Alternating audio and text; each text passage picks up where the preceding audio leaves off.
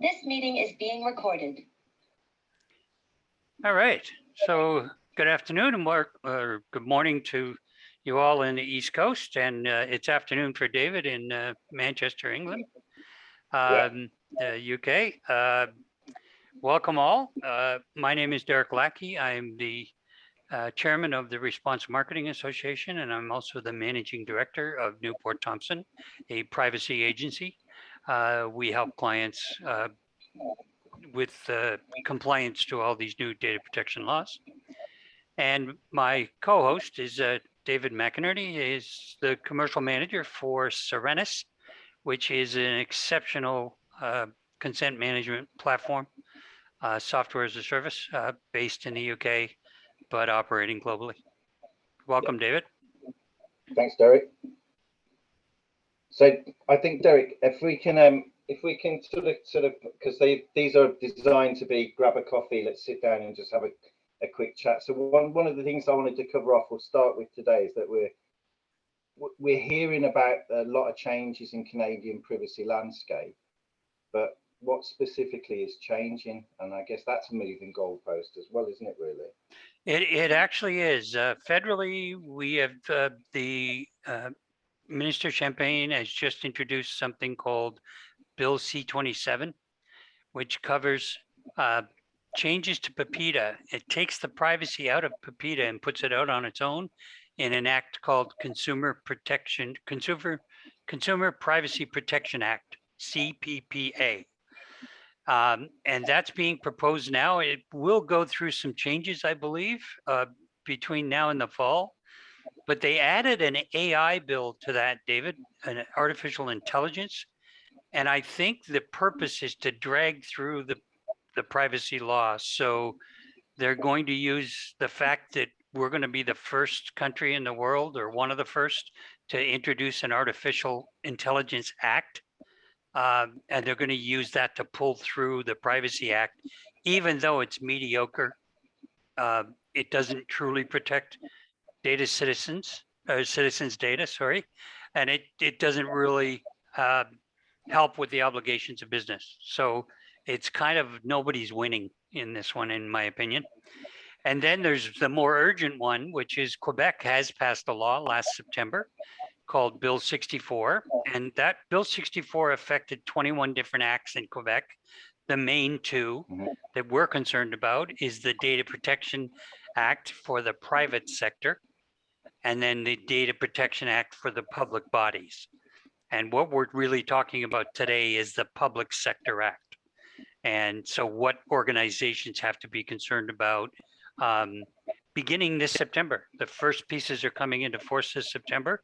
The bulk of it comes into force next September. So we basically have a few things to do for this September and a whole bunch of things to do for next September.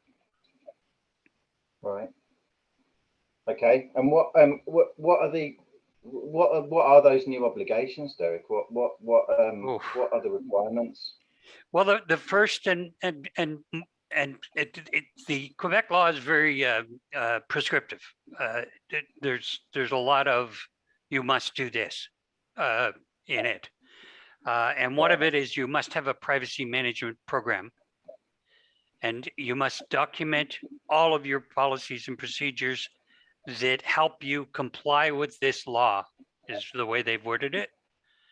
So, in other words, you need a robust privacy management program in place, and you need to document who you are about people's data and how you handle it and how you secure it and who you share it with. You need to have clear policies and procedures about all of that. And that's an obligation that most, some of the larger enterprise companies may have manuals in place, but many of the mid-size and smaller businesses in Canada do not. And this applies to everybody. So if you touch any personal data of any Quebecer, you must have a policy and procedure manual. There's all sorts of other things as well. You need to do privacy impact assessments.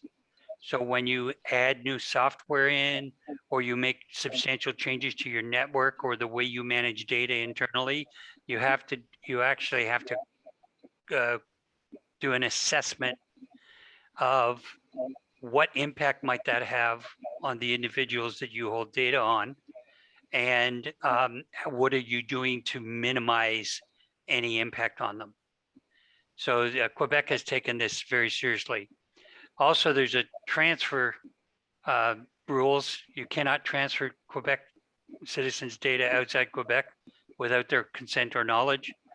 And you would, if you were transferring data to the US, for example, you would have to do a transfer assessment as well, transfer impact assessment, which would basically state that you understand the environment you're transferring that data into,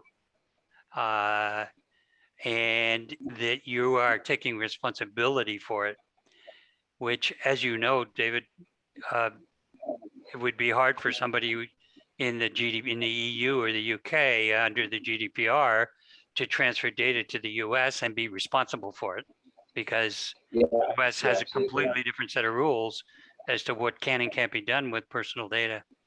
So it's kind of we've been in the Wild West, if you will, around data protection and personal data, and we're beginning to put some law and order in place, but it's pretty chaotic. And I think the main thing for companies here in Canada is we need to start preparing for it.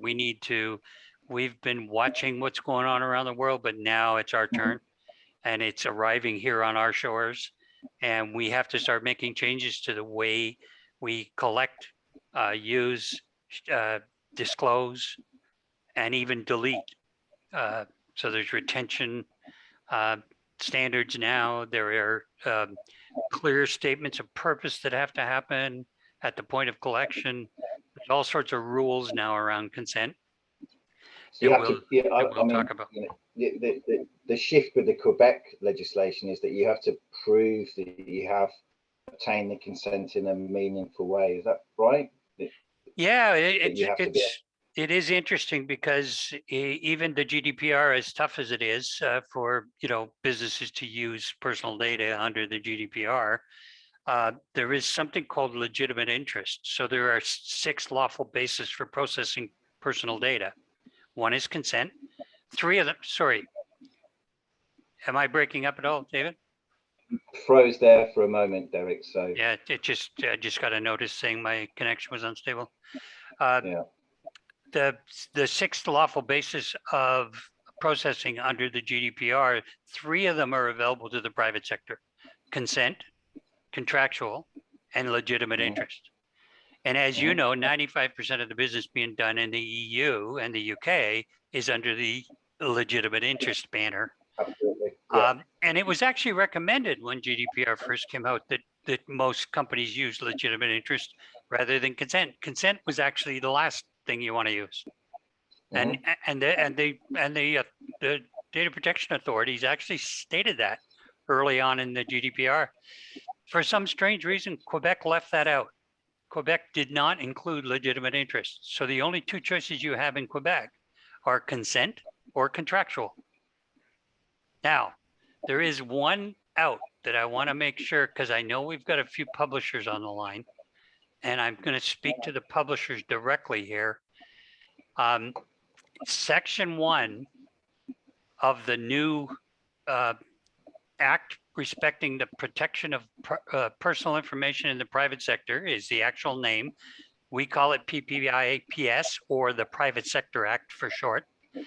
And in Section 1, Division 1, Section 1, the final paragraph says, this act does not apply to journalistic, historical, or genealogical material collected, held, used, or communicated for the legitimate information of the public.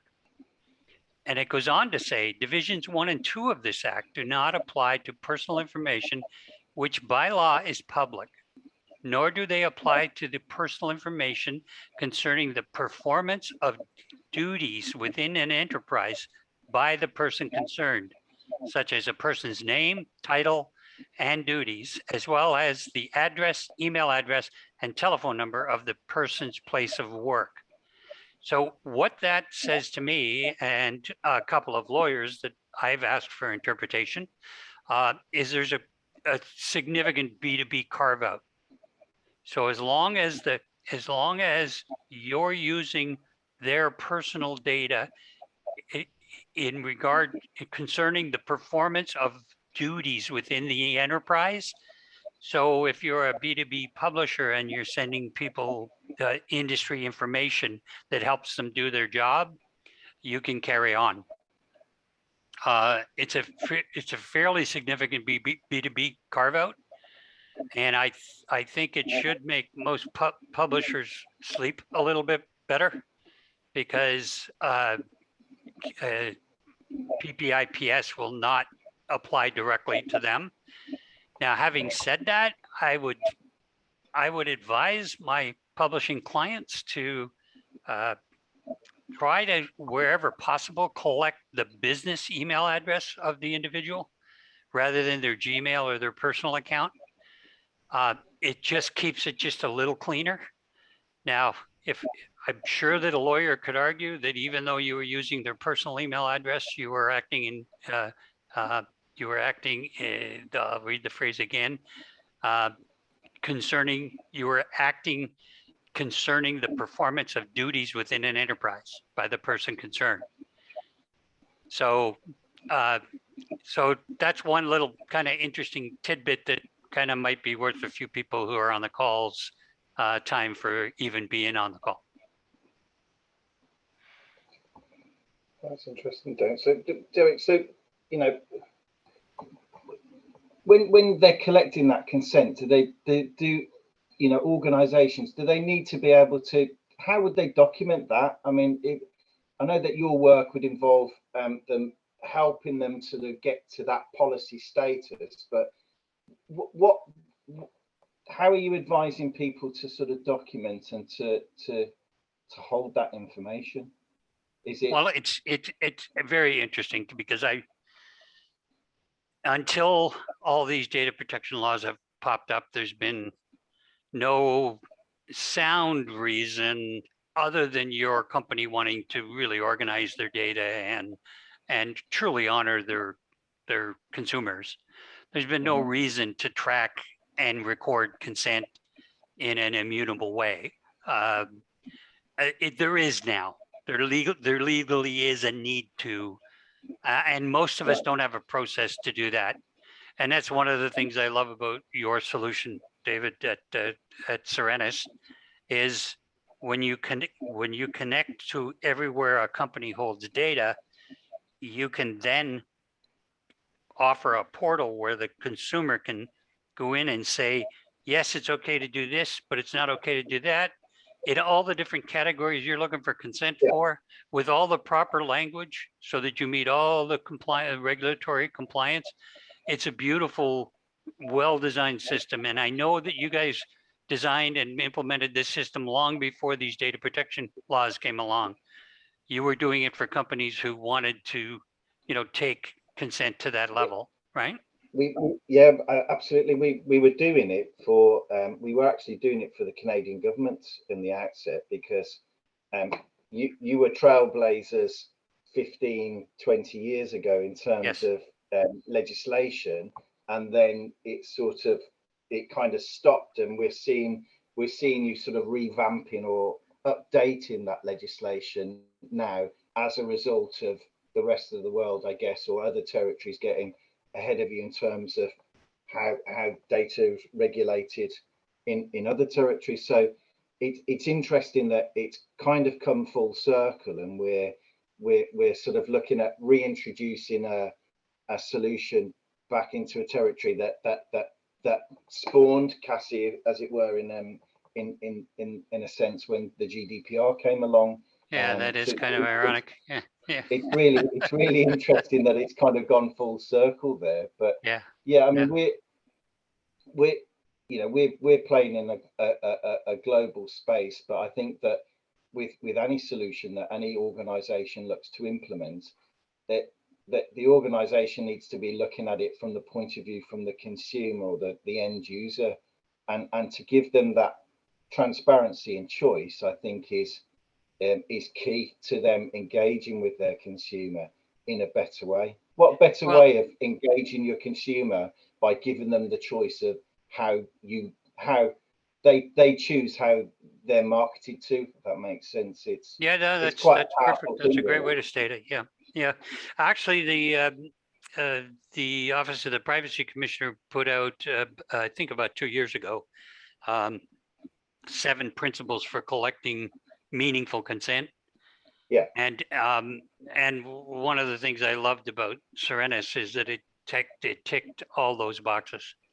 Yeah. Like they were asking to give the consumer authentic choice, to clearly state what they're consenting to and what they're not.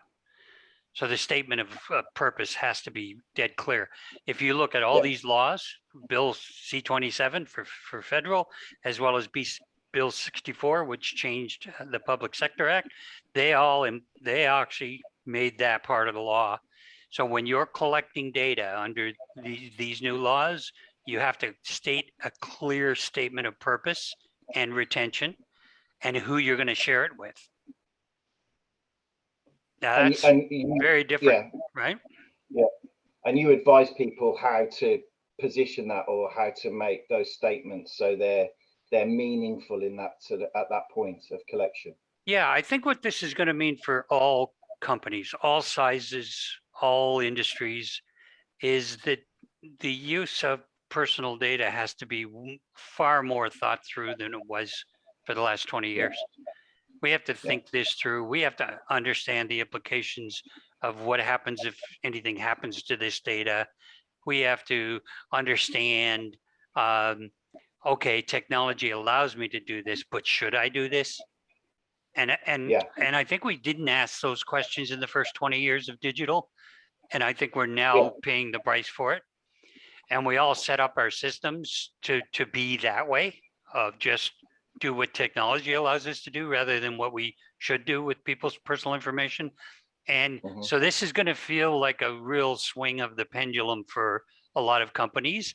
But my suggestion is, it like after 4 years now of watching GDPR and 2014 to 22, so what's that, 8 years of watching Castle. I think just, you know what, just swallow it and start to make the changes you need to your way you handle personal. It's not going away. Exactly. It's not going to go away, Derek. And one of the things that's, well, I'm going to say sort of Castle really never really, and not that I want to talk about financial implications in terms of fines, because, you know, Castle never really sort of undertook to fine people. There's the odd case, isn't there, Derek? But it's not sort of, oh, we're going to get fined under Castle if we don't do this. What are the financial burdens or implications to a business? And do you Well, think? I think the most expensive. Yeah, go ahead, Derek, David. Do you think that that they'll be enforced? Yeah, great questions. Okay, so yes, I believe because they're empowering the privacy commissioners to actually enforce, that enforcement will be much stronger. The CRTC designed in Castle enforcement. You can actually see the first 3 years that they had to enforce. They started out the first 18 months. They gave a few sample fines and a lot of guidance material to say how they were going to interpret Castle. Then the next 18 months, they switched into a mode where they went to do memos of understanding with all sorts of countries around the world so they could enforce Castle internationally.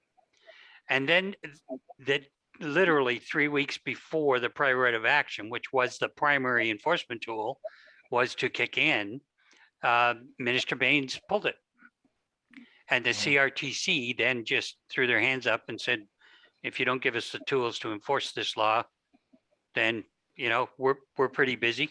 We're going to do other things. And so we've seen 7 fines in 5 years.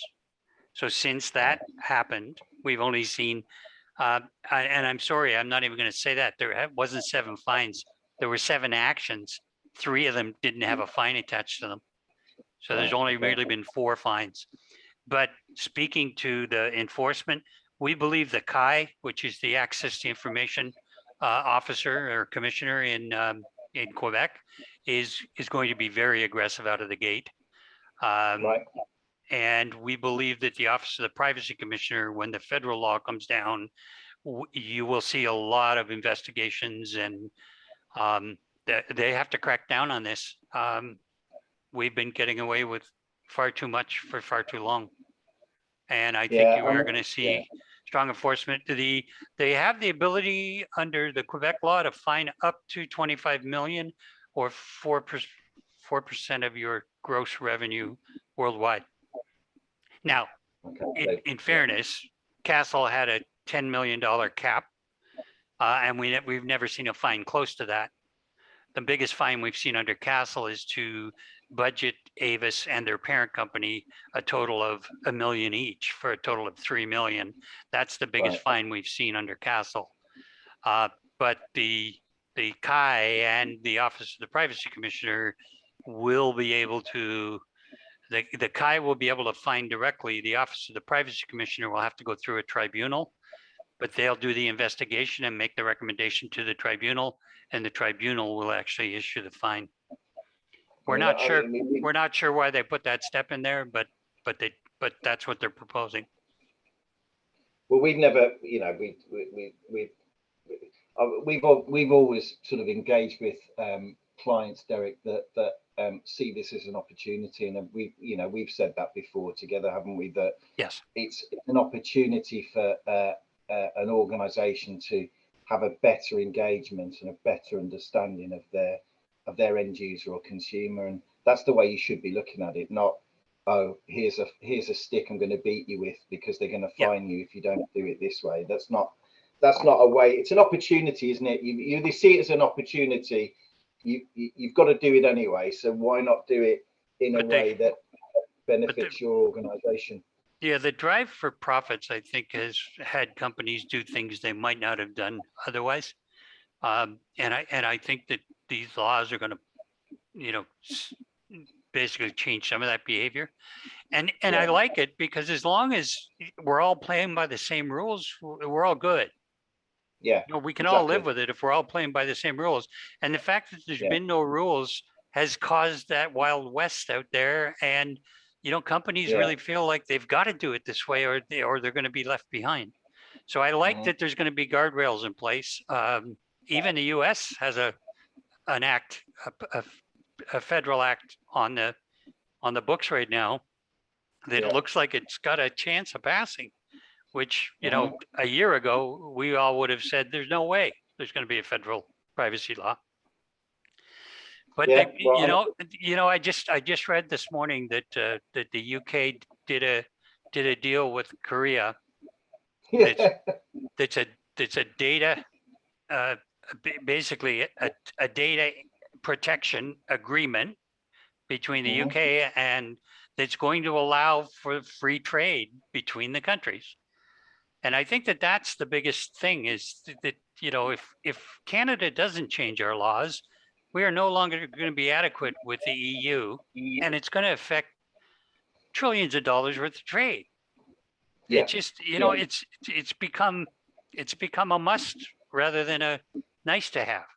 It's become a must have. Yeah, it's definitely a C-level conversation now, and if your board of directors aren't having the conversation or don't understand the implications of not having a good actually data program. That's something that we should touch on, is that Quebec in their law by default makes the highest authority in the company responsible for personal data. So they put the CEO firmly on the hook. The CEO is accountable. They can delegate the tasks of privacy within the corporation, but they're always accountable. It's a game changer, in my opinion. They're the first data protection law in the world to do it, and it kind of turned everybody's heads when they included that. But I think they're basically saying we're serious about this. And Derek, have you got? I'm putting you on the hook here. Have you got any evidence of there being a sharp increase of DPO services in the run up to September? I mean, does it? Can No, they I think, use it? yeah, that's Can a they use it's a external great question. service? Yeah, I think that people are just not awake to it yet. I think Right. we're going to see a lot more media in September when the first piece comes into force, and people and we've seen this with all the laws, with Castle, with the GDPR. You know, most companies don't do anything until it actually comes into force, and then they say, well, why didn't you give us warning? And we actually did. So when Quebec passed the law last September, they put all the detail out. Companies could have engaged back then and said, okay, let's start mapping this out over the next 2 years, and Yeah. let's become compliant with this over a long period of time. But what typically happens is that we all wait until it actually comes into force, and then we scramble. The problem with that strategy, David, is most of the really good privacy professionals are going to be so tied up that it's going to be hard to find good help. You know, so yeah, it's and I don't think there's anything we can do about it. That's what's called human nature, and you know, none of us like change. But you know, I've always held as an entrepreneur, I've always held the position that with change comes possibility and new opportunity. Absolutely. And Which is it's why we're doing these. it's going to apply here. Yeah. Which is Doesn't why feel we're like doing it. these. Yeah, doesn't feel like it now, but it will apply. Well, I mean, yeah, and that's why that's why we started 3 months ago talking about the road to compliance for Bill 64, really, and why we'll continue through past September, because you know, and I can guarantee there'll be people on the 24th of August saying, "Oh, we hear about this Bill 64 thing. What do we need to do?" Yeah, to be clear, there are 5 things coming into force this September. The 2 key ones are that the highest authority is accountable, and the second one is that you need a what Quebec is calling a confidentiality incident reporting plan, which is basically, you and I would know it as a data security or privacy breach. Those collectively are called a confidentiality incident, and they want you to have a full plan documented with policies and procedures of how you manage any kind of data privacy or security breach. So, and for those people that were on the last month's coffee break webinar that we did, we covered that off, didn't we? So, yes, and that is on the Response Marketing Association's website for those who missed it. So I think in order to stay true to our promise, it's 12:30, and unless we have some burning questions from anybody, and you're welcome to enter them either in the Q&A or the chat, we will wrap up for today. Yeah, and I can get off to my school appointment, Derek. Although it looks like I'm going to court, I'm not actually. All right, Derek. Great. Thank you, David. Thanks, everybody, and I'll speak to you soon. Thanks, Derek. Thank you. Cheers now. Bye-bye.